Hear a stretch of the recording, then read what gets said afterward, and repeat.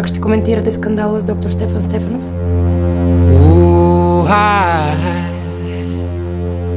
Лекарите сме лесна мишена, към която хората да насочат гнева си.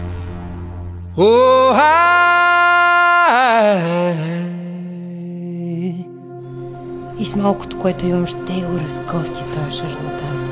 Доктор Стефанов е най-прекрасният човек, когото познавам.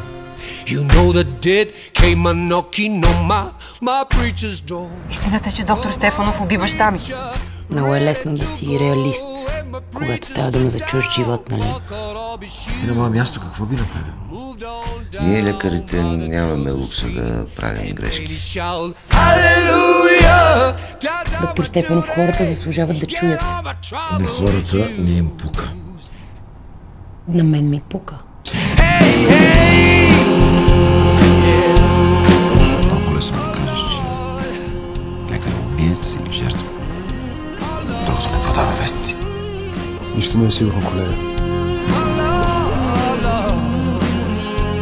Докторе, ще умре ли?